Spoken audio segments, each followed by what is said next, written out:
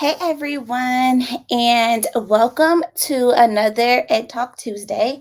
This week we are going to be taking a closer look at the one right way, and specifically paternalism. So, for those who may or may not know, we have been talking about different characteristics of white supremacy culture over the course of the last couple of weeks. And we are going to build on what we started talking about last week, which is one right way. In a nutshell, that characteristic of white supremacy culture identifies that there is only one right way to do things, and that got a little couple of flyaways. Anyway, and that right way to do things is how things should be done, and the other group needs to adopt that way.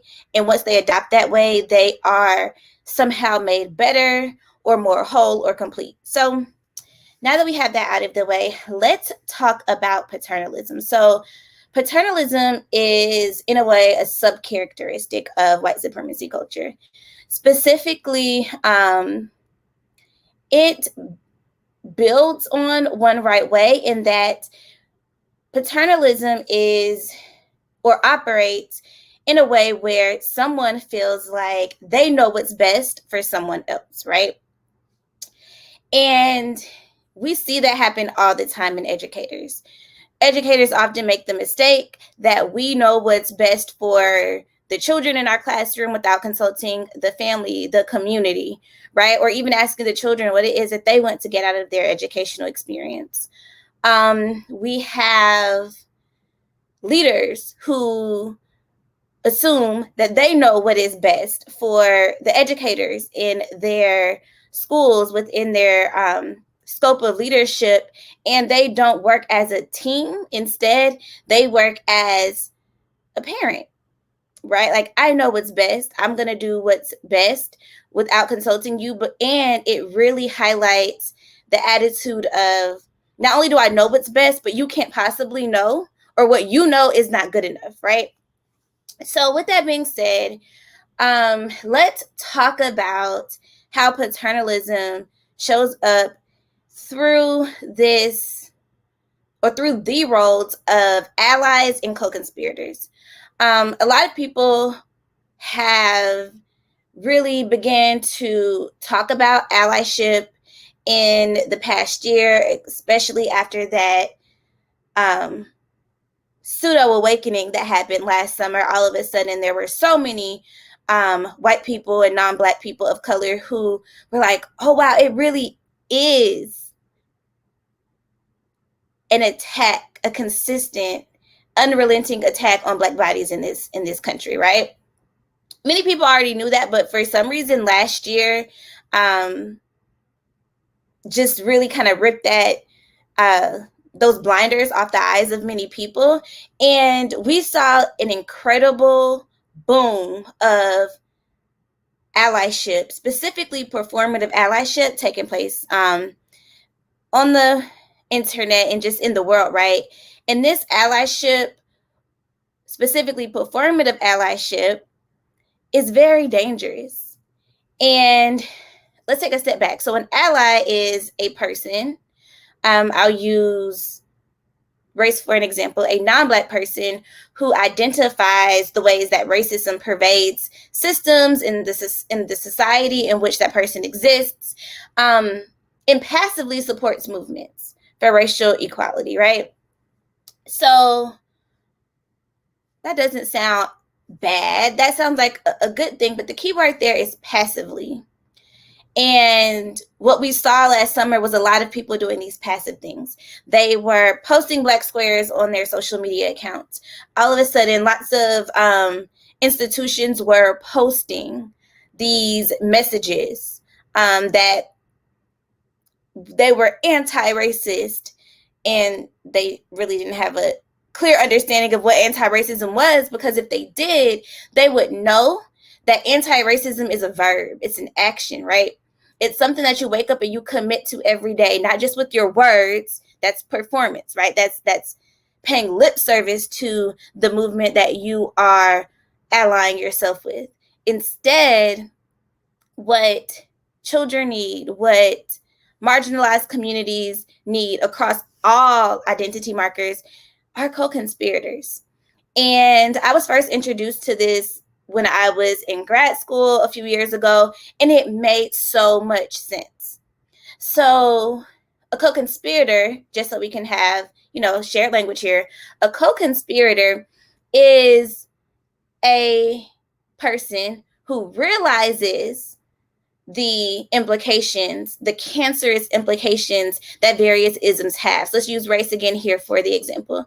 So a non-Black person who realizes racism's impact on society and actively works alongside Black people towards their liberation. So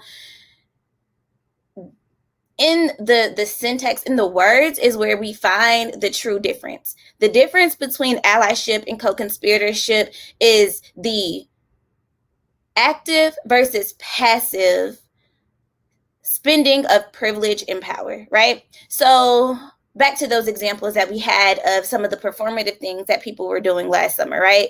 The black boxes. There's nothing wrong with posting a black box, but it's the and. You posted that black box, but how did you spend your privilege and power? Taking up a single square on your Instagram grid is not going to shift outcomes for Black and brown people in this country. It's not going to shift outcomes for Black and brown children. It is a performance. In reality, what it really does is works to make you feel good, right? Because what you're saying to the world is, I am not okay with what's going on, right? I'm not a racist. Okay. But what are you actively doing to spend your power, right? To let go of your power, your privilege, so that marginalized communities can, use your privilege and power to benefit them. So then the question often becomes, right? Okay, so what do you mean spend your privilege, spend your power? Those things aren't necessarily tangible. And I would argue that they may not be tangible, they may not be a physical thing, but they are more precious and more valuable than money, right? They're more precious, more valuable than that black box on your social media. Privilege, spending your privilege and power means that you are in the trenches, right? You are risking your livelihood. You are standing in what you believe. And I'm not saying risking your livelihood in the sense of, okay, I'm going to put my life in danger, right? But it's more so, how am I going to use my power and privilege so that Black and brown bodies, in this example that we're working with today, are not facing the same dangers, the same discriminations that currently exist, right? So again, how do you spend it? You can spend it by, one way is to use your financial resources, which are a form of power, to provide access to other Black and brown people, provide access to opportunity for other Black and brown people, right? You can use that money and invest it and put it into, specifically in education, the schools around you. You can learn how schools are financed and resourced, and you can shift your financial resources in a way so that you are circumventing or impacting how a school in your neighborhood is being resourced, or a school that's not in your neighborhood but is in your city, but serves majority Black and brown children. Another way you spend that privilege is you start with the conversations with the people around you. You don't live this persona on social media and then do something different in your lived life. Another way you can spend that privilege specifically as an educator within a classroom, you can call out when your school or when your district is doing something that is disproportionately negatively impacting Black and brown students and families.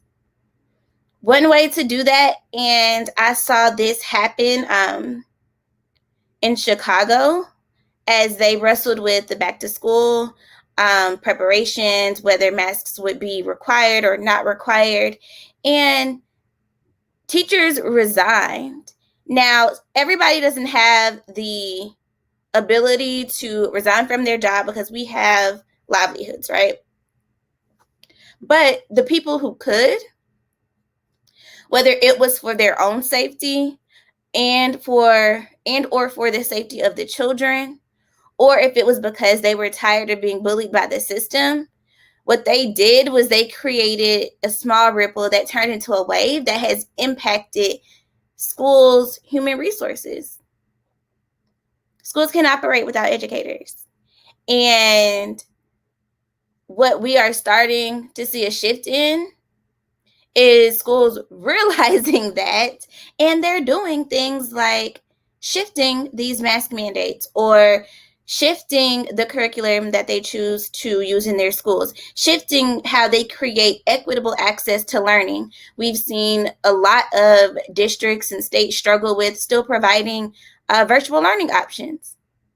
And we also know that the COVID-19 pandemic has impacted Black and brown bodies at a much higher rate than white bodies. And all of that is rooted in systemic racism. So what do?